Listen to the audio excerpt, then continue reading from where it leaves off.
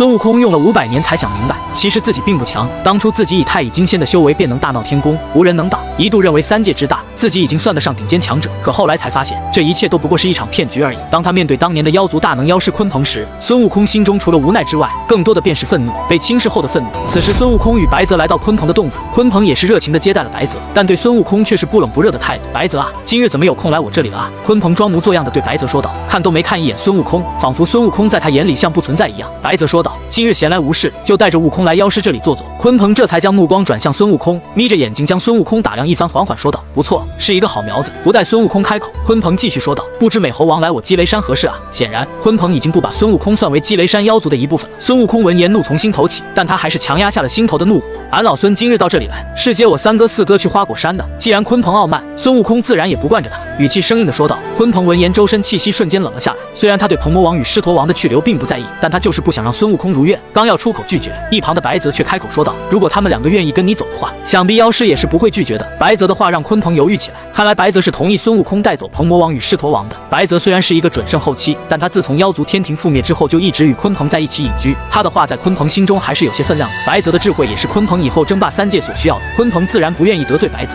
况且鲲鹏前些日子刚与白泽吵了一架，这几日正想着如何与白泽重归于好呢。于是鲲鹏对着孙悟空说道，鹏魔王与狮驼王的去留我管不着，他们要是愿意跟你走的话就走吧。孙悟空点了点头，继续问道，不知妖师以后对于积雷山的妖族发展有何打算呢？鲲鹏眯起眼睛，冷冷地看着孙悟空说道，这好像与你没有丝毫关系吧？孙悟空针锋相对地说道，积雷山妖族是我等筹建起来的，自然要关心一下他未来的发展。鲲鹏冷哼一声，一身气势爆发，对孙悟空说道，我积雷山以后如何发展，就不用你操心了。孙悟空咬牙对抗着鲲鹏所散发出的威压，死死地盯着鲲鹏。鲲鹏不知什么原因，对孙悟空极其厌恶，从见第一面的时候就非常讨厌孙悟空，现在在他的威压之下咬牙坚持的孙悟空更让他厌恶。这时白泽站了出来，对鲲鹏说道，妖师够了。鲲鹏狠狠地看了孙悟空一眼，然后收起了威压。白泽带着孙悟空就要走，而孙悟空却转头对鲲鹏说道，你这样做会把妖族带向毁灭的。鲲鹏闻言顿时一身气势爆发，一拳向孙悟空打去。孙悟空立即唤出金箍棒迎了上去，但他哪里是鲲鹏的对手，应接鲲鹏一拳的后，便有鲜血从他嘴角渗出。这时鲲鹏还想动手，想直接杀了这个令自己心生厌恶的孙悟空，但这时白泽挡在了鲲鹏面前，护住了孙悟空。鲲鹏对着白泽喝道，白泽，不要忘了你也是妖族，悟空难道就不是我们妖族了吗？面对白泽的反问，鲲鹏不屑地说道，他一个妖族能与镇元子拜把子，能让玉帝出手相救，说不定其中有什么弯弯绕绕的。别忘了我们要做什么，今日若是不杀了他，说不定以后就在战场上相见了，到时候我们有多少妖族的子民要死在他的棒下。白泽听着鲲鹏蹩脚的理由不为所动，依旧死死地护在孙悟空身前。鲲鹏看着坚定的白泽，心中计较起来，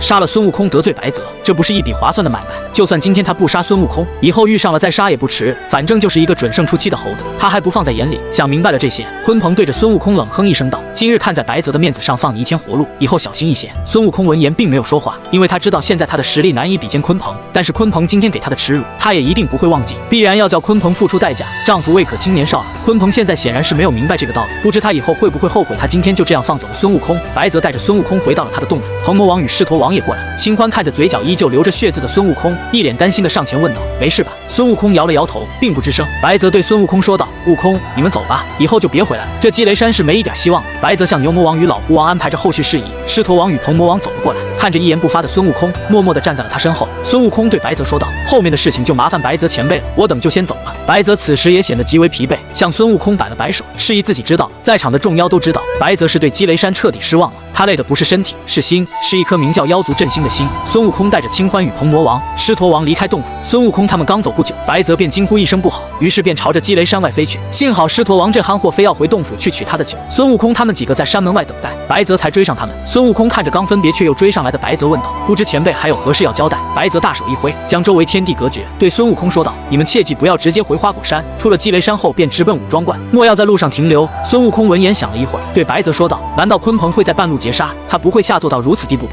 白泽闻言摇了摇头，对孙悟空说道，不要把鲲鹏当成一般准圣巅峰强者，他做事向来不择手段，面子风度什么的他早就没有了。孙悟空闻言点了点头。这时狮驼王也出来了，孙悟空向白泽辞别一声便离开了。白泽看着孙悟空离去的背影，用仅能自己听到的声音说道，希望望你能成为像东皇那样的强者，别让我失望啊，猴子！孙悟空一行向武装观方向急速赶去，并不知道鲲鹏在积雷山看着他们离去的方向暗自惋惜。鲲鹏看着已经走远的孙悟空，面色铁青地说了一句：“算你这猴子精明。”正如白泽猜测的一样，鲲鹏已经准备在孙悟空回花果山的路上截杀他们，因为孙悟空实在是太让他厌恶了。鲲鹏向来是一个睚眦必报的妖，孙悟空今天的挑衅更是加深了他对孙悟空的杀意。但孙悟空去往武装观是他没有计划到的，毕竟镇元子也是一个准圣巅峰的大能，而且积雷山与武装观的距离并不是太远，他在这段路上动手风险太大，并不是他怕镇元子，而是他没有在镇元子的保护下杀掉孙悟空的信心，没有万全的把握。鲲鹏是不会动手，这也是他从上古存活到现在的保命之道。但鲲鹏也没有太过于纠结此事，一个准圣初期罢了，什么时候杀不是杀，现在杀不了就以后再杀。孙悟空带着青欢，鹏魔王带着狮驼王，青欢和狮驼王的速度实在是太慢，所以只能让孙悟空与鹏魔王带着飞行。四妖就这么一路疾驰奔向武装观。三哥，以后你多吃点，你看你现在都瘦成啥样，坐你身上你的骨头都快戳烂我的屁股。狮驼王丝毫不顾及此时变回本体的鹏魔王，在那里自顾自地抱怨道。孙悟空与青欢闻言也笑眯眯地看着狮驼王，孙悟空更是对狮驼王竖起大拇指说道：“好样的！”鹏魔王此时并不想与他们耍闹，不客气地对狮驼王骂道：“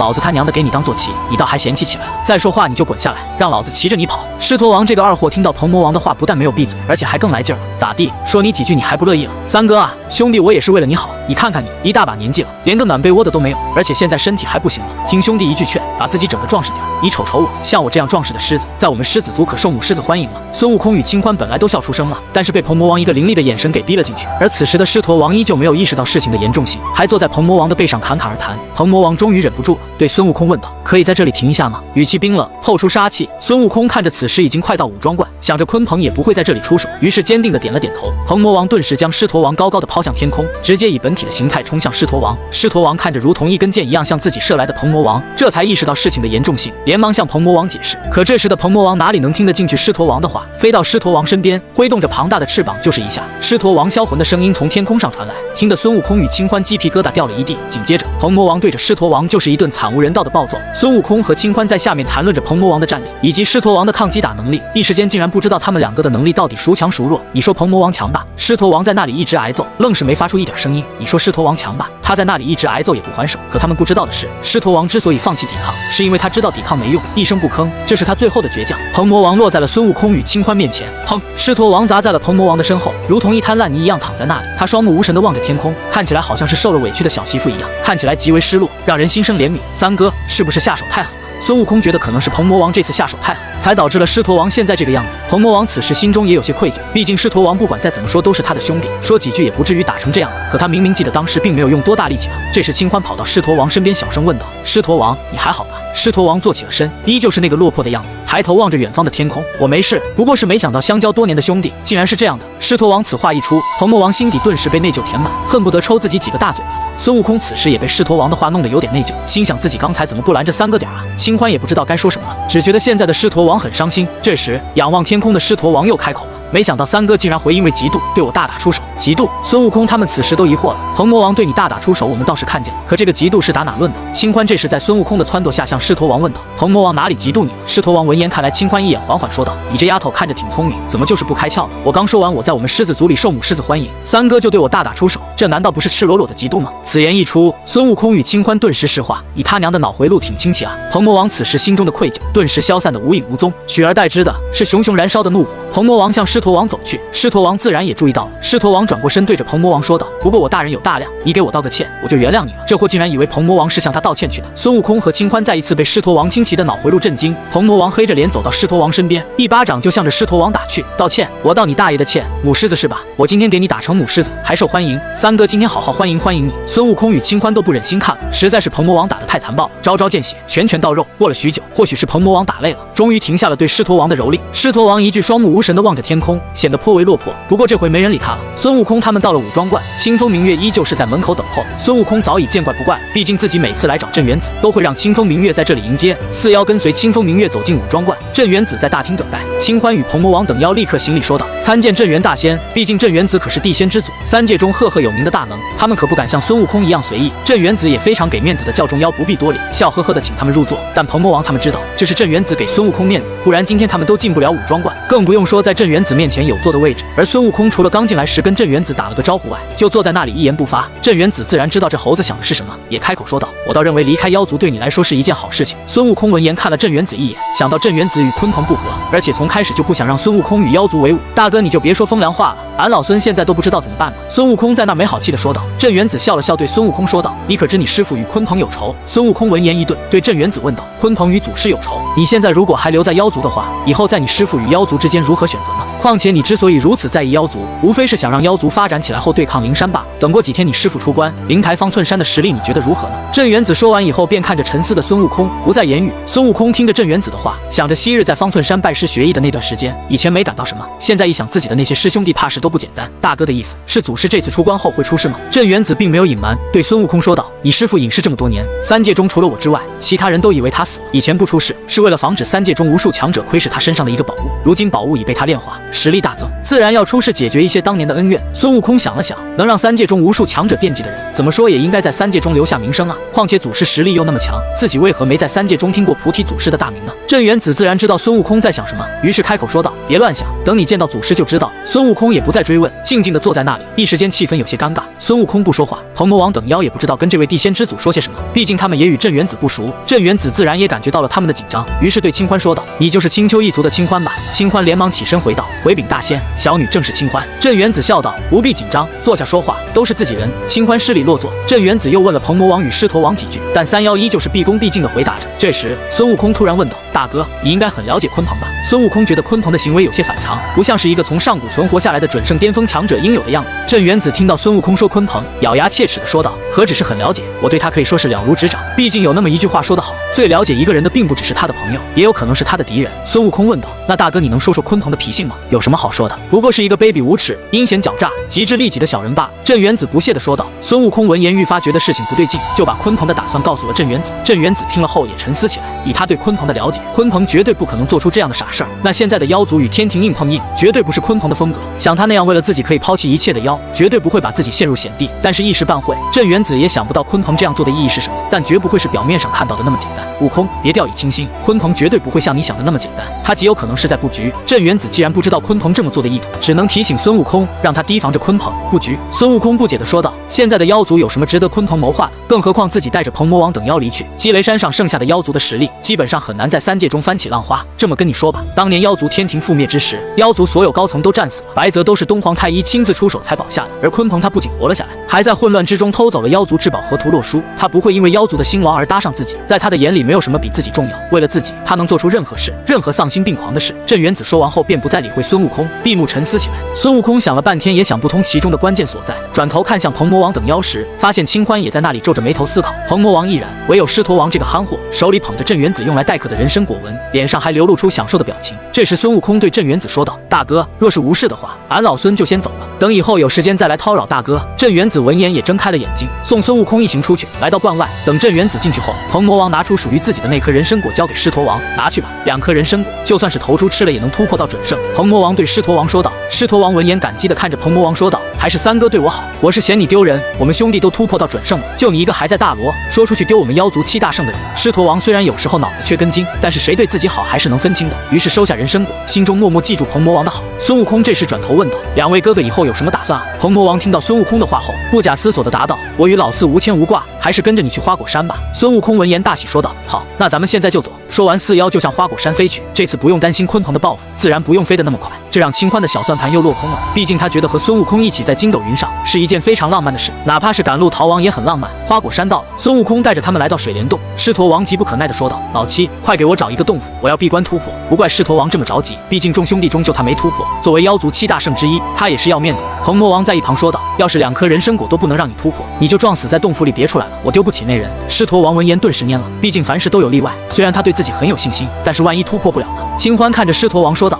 没事儿，狮驼王，我这里还有1颗呢，如果突破不了的话就再吃1颗。”狮驼王虽然有点傻，还带点愣，但他也是要面子的好不好？怎么好意思要清欢的人参果呢？于是开口说道：“放心吧，以我的资质，没有人参果都有把握突破，更何况现在有2颗人参果。新欢妹子，你收好你的。孙悟空与鹏魔王自然没有戳破狮驼王吹的牛，毕竟这个二货要闭关了，也不好打击他。孙悟空吩咐马元帅带着狮驼王去找洞府闭关，新欢也自告奋勇地带着鹏魔王去寻找洞府居住，显然是把自己当成花果山的女主人了。待到众妖离去后，孙悟空也终于能静下心来捋一捋最近发生的事了。自他从积雷山离开后，如来出关寻仇，鲲鹏放弃他离去，到最后的玉帝出手救他一命，还有鲲鹏的反常举动，尤其是鲲鹏反常的举动，让他看不出鲲鹏的目的与动机。其实孙悟空现在对妖族不仅仅是把他们当成复仇的工具，虽然他成立妖族的时候确实是有这样的目的，但是他发现他现在对积雷山妖族有了感情，他不能眼睁睁地看着鲲鹏将妖族带向死路。白泽、牛魔王、老狐王，还有那些因为他的名号前来投奔的妖族，孙悟空不能眼睁睁地看着他们去死，但他现在想不出什么好的方法去阻止鲲鹏，想不出什么办法救积雷山妖族。这时孙悟空突然想到了一个人，一个能帮到他的人，一个他最信任的人，这个人就是菩提祖师。难道非要让祖师来找自己吗？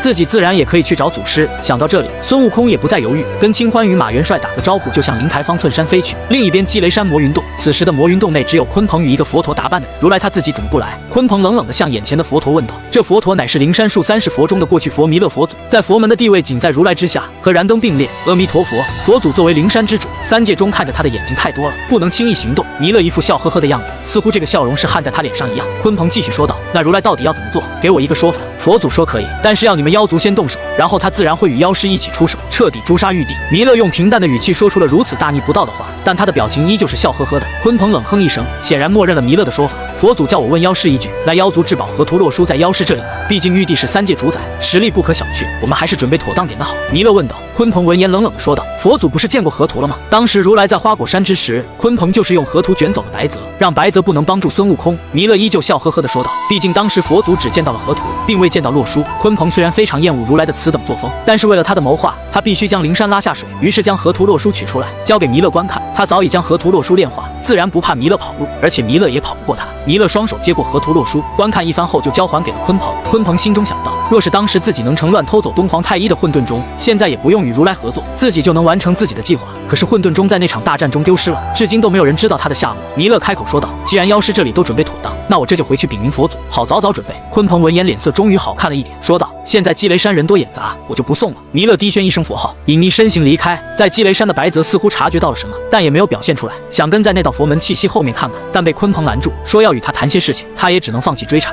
此时孙悟空也来到了灵台方寸山，这里的一切依旧是那么的熟悉，想着自己曾经漂洋过海拜师学艺的艰辛，想着自己曾在这座山上摘桃解渴，似乎当时修行的一幕幕就在眼前。就在此时，耳边响起了熟悉的歌声，孙悟空想到了自己拜师前遇到的那个为自己指路的老樵夫，不对，这歌声怎么跟真的一样？孙悟空睁眼一看，那个老樵夫正挑着一捆柴从自己身边经过。孙悟空顿时大怒：你这老儿竟然敢骗俺老孙！那柴夫见到孙悟空，笑呵呵地说道：孙师弟，别来无恙啊！孙悟空闻言怒气冲冲地说道：这位师兄，你可骗得俺老孙好苦啊！曾记得孙悟空当年拜师前遇到这个老柴夫，他说自己家里还有老娘要奉养，不是什么神仙。现在几百年都过去了，这位自称不是神仙的柴夫竟然容貌未变，未曾经历生老病死。那老柴夫笑道：当年你来拜师，祖师让我为你指条明路，但不能过于刻意，于是才出此下策，倒是让孙师弟见笑了。孙悟空闻言也不再计较，向那老柴夫问道：师兄多虑，不知祖师现在身在何处？劳烦师兄告知，好叫俺老孙前去拜见。那柴夫闻言说道：祖师早已算到师弟今天要回来，才让我来此接应的。说完就带着孙悟空向山内飞去。孙悟空看着眼前的景物呼啸而过，心中不由紧张起来，毕竟自己已经多年未曾见过菩提祖师，当年的自己也未曾经历过这些苦难。物是人非，沧海桑田，回首过去，